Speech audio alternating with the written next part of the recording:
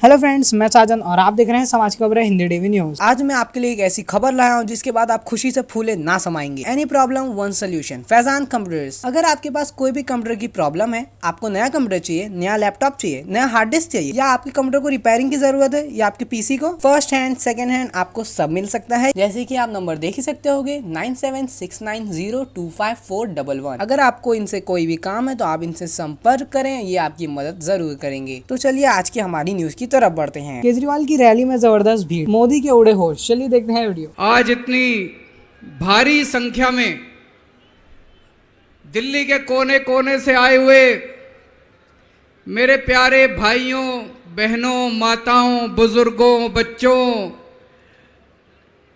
आप सब लोगों को मेरा नमस्कार, सबको मेरा प्रणाम। मैं देख रहा हूं जहां तक नजर जा रही है पीछे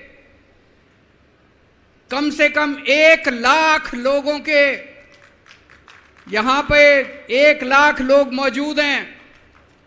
और मैं अभी आ रहा था, कम से कम 20-25 हजार लोग सड़कों पे इस वक्त रामलीला मैदान की तरफ बढ़ रहे हैं। इतनी भारी संख्या में आज लोग यहां आए हैं। अपनी बात शुरू करने के पहले आपसे पूछना चाहता हूं, आप में से कौन कौन मुझे प्यार करते हैं? जरा हाथ खड़े करके बताओ कौन कौन प्यार करता है।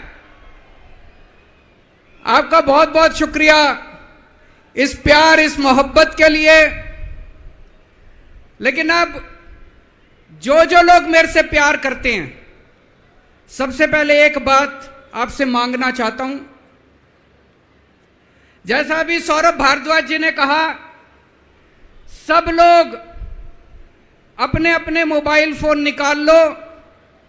अभी हम देख रहे हैं यहां पे कम से कम 40-50 वीडियो कैमरा, टीवी वालों के कैमरा मौजूद हैं। अब इस मैदान में 1 लाख कैमरे चालू हो जाएंगे, 1 लाख कैमरे। सब लोग अपना अपना फोन निकालो, फोन पे वीडियो रिकॉर्डिंग चालू करो, अपनी अपनी फेसबुक चालू करो और फेसबुक लाइव कर दो। इस रामलीला मैदान से अब एक साथ 1 लाख टीवी कैमरे लाइव चालू होंगे। 1 लाख टीवी कैमरे लाइव चालू होंगे। मैं सबसे पहले कपिल सिब्बल साहब का बहुत बहुत शुक्रिया अदा करता हूं। हमारे इनविटेशन पे आज वो आए। कई साल के बाद आज हम लोग रामलीला मैदान में इकट्ठे हुए हैं। आज से 12 साल पहले, 12 साल पहले इसी रामलीला मैदान में इकट्ठे हुए थे हम लोग भ्रष्टाचार के खिलाफ।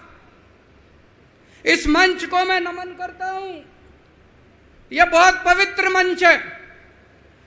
आज से 12 साल पहले भ्रष्टाचार के खिलाफ इकट्ठे हुए थे। आज इसी मंच से एक अहंकारी तानाशाह को इस देश से हटाने के लिए फिर से इकट्ठे हुए हैं। दोस्तों, तानाशाही को खत्म करने के लिए फिर से इकट्ठे हुए हैं। और जैसे उस वक्त भ्रष्टाचार के खिलाफ आंदोलन हमारा सफल हुआ था, आज इसी मंच से जो आंदोलन शुरू हो रहा है, हमारे देश के अंदर जो तानाशाही लाई जा रही है, उसे खत्म करने का जो आंदोलन शुरू हो रहा है, जनतंत्र को खत्म करने का जो आंदोलन शुरू हो रहा है, संविधान को बचाने का जो आंदोलन आज शुरू हो रहा है, बहुत जल्दी इस आंदोलन को भी सफलता मिलेगी। सुप्रीम कोर्ट ने दिल्ली के लोगों के हक में फैसला दिया। 8 साल तक दिल्ली के लोगों ने लड़ाई लड़ी सुप्रीम कोर्ट के अंदर। सुप्रीम कोर्ट में हमारे वकील अभिषेक मनु सिंघवी साहब ने दिल्ली के लोगों की तरफ से लड़ाई लड़ी। सबसे पहले मैं आज इस मंच से सिंघवी साहब का भी दिल्ली के लोगों की तरफ से शुक्रिया अदा करता हूं, जिन्होंने दिल्ली के लोगों को उनका हक दिलाया। दोस्तों, 11 मई, आज 11 जून है, आज से 1 महीने पहले 11 मई को देश की सर्वोच्च अदालत सबसे बड़ी अदालत सुप्रीम कोर्ट, सुप्रीम कोर्ट की भी कॉन्स्टिट्यूशन बेंच, उसने आदेश पारित किया दिल्ली के लोगों के हक में, और उसके 8 दिन के बाद, 1 हफ्ते के बाद 19 मई को देश के प्रधानमंत्री ने सुप्रीम कोर्ट के आदेश को खारिज कर दिया। दोस्तों, देश की सबसे बड़ी अदालत के फैसले को प्रधानमंत्री ने खारिज कर दिया। प्रधानमंत्री कहते हैं मैं सुप्रीम कोर्ट को नहीं मानता।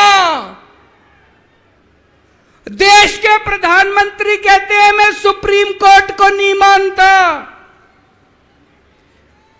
75 साल के भारत के इतिहास में पहली बार एक प्रधानमंत्री आया है जो कहता है मैं सुप्रीम कोर्ट को नहीं मानता। पूरे देश के लोग स्तब्ध हैं। पूरे देश के लोगों को यकीन नहीं हो रहा, इतना अहंकारी प्रधानमंत्री, प्रधानमंत्री को इतना अहंकार। प्रधानमंत्री कहता है मैं सुप्रीम कोर्ट को नहीं मानता। देश के गली गली में चर्चा हो रही है, घर घर में चर्चा हो रही है, ये मोदी जी को क्या हो गया, इतना अहंकार हो गया इनको, इतना अहंकार हो गया इनको। दोस्तों, देश के अंदर अब जनतंत्र खत्म हो रहा है, इसी को तानाशाही कहते हैं।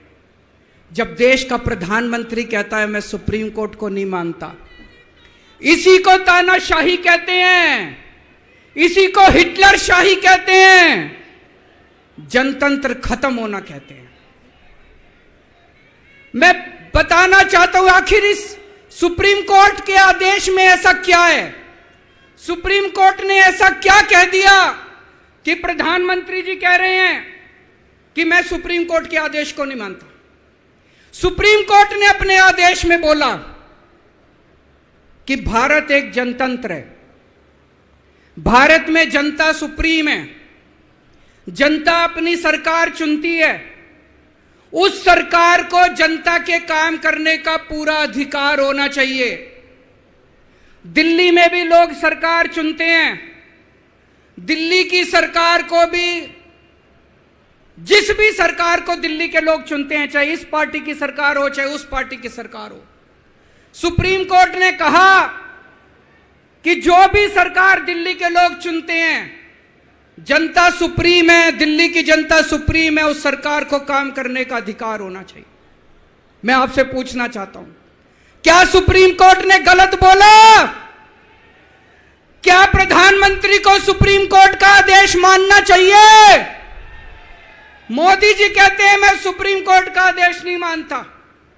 मोदी जी ने अध्यादेश पारित कर दिया और सुप्रीम कोर्ट के आदेश को खारिज कर दिया। तो हमारे आज के समाचार यहीं पे खत्म होते हैं और आपको ऐसे ही समाचार मिलते रहेंगे। तो हमारे चैनल समाज की खबर हिंदी टीवी न्यूज़ के साथ जुड़े रहें। तब तक ले जय हिंद।